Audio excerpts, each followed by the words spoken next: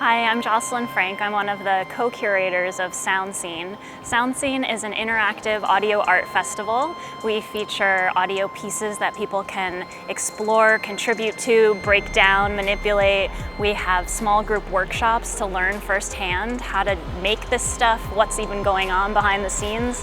And we have live performances. It is an event that's free and open to the public, and this year we are so pleased to have been able to partner with wonderful South Korean artists, Ivetta Kang and Yeseul. Their work is extremely engaging and vibrant. I've watched so many faces of people sort of trying to figure out, like, what is this for me? And then being delighted as they get to engage with it and explore and find their way. And it's just a real pleasure to bring the audio arts to everyone who's visiting. We take 4 floors of the Hirshhorn. We're inside, we're outside, and we're looking forward to a lot of wonderful partnerships in the future. I'm Ivetta Sunyoung. I'm a South Korea-born, interdisciplinary, research-based artist, currently based in Toronto, on the land now called Canada. I'm nothing. I belong to nowhere. I have a silent mouth, and I objectify your tongue.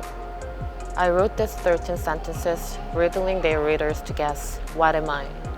With a self-reflective mind as a person of diaspora, and a speaker of a marginalized language, which is Korean.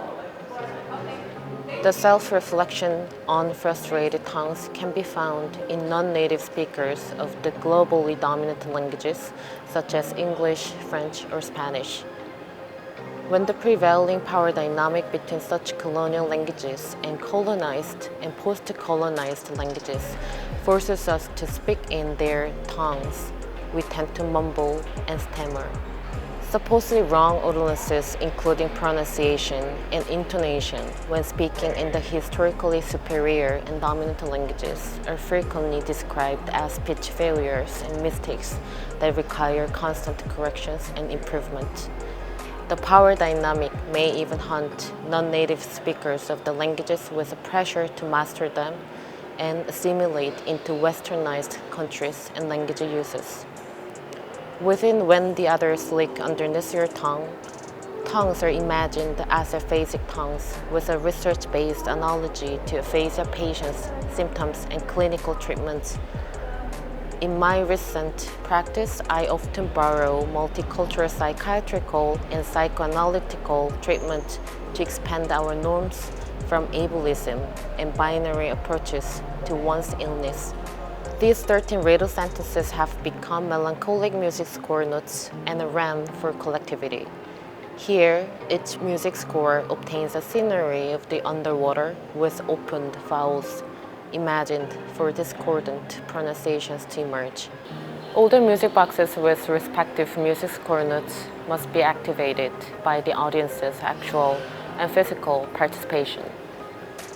Thereby, I seek to see the work germinate a feeling of solace, through which the power dynamic between languages might be eliminated or at least reclaimed. The potency of forgetting the colonial mistreatment toward imperfect tongues can be embraced, becoming beautifully ruptured musical harmonies by collective multisensory playing activity. Hi, my name is Yeseul Song, and I'm a South Korean-born and New York-based artist and educator working with technology and interaction.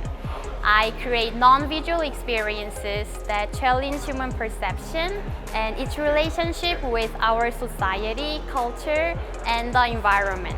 I'm excited to showcase my new work, Two Subtle Bodies, at the Sound Scene thanks to Korean Cultural Center D.C. support.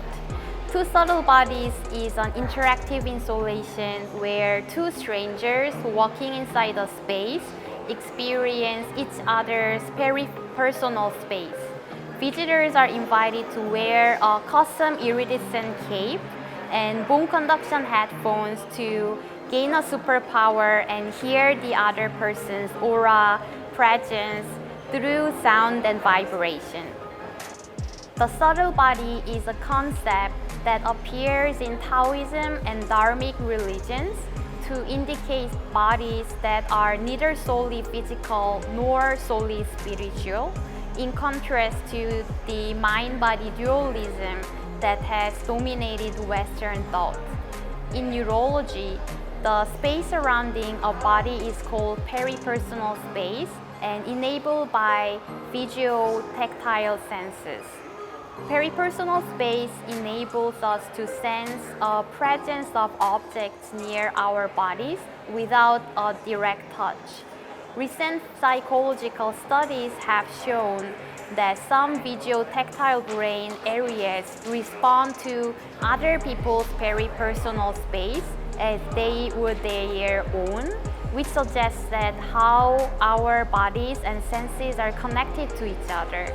By recognizing and perceiving this soft and fluid space between us, we can unlock new ways of connecting with each other by extending the sense of self and others. Imagine you can hear a stranger's subtle body through sound. Will this bring us closer? This piece is accompanied by a workshop titled Sounds Like Us, Creating Collaborative Musical Instruments with Code. At the workshop, participants are invited to create a webcam-based interactive system where two people compose and activate sound together through collaborative body movements. After participants experience two subtle bodies, they are invited to make a drawing of each other's subtle body on paper, which becomes a collective perception of the aura of sound scene visitors.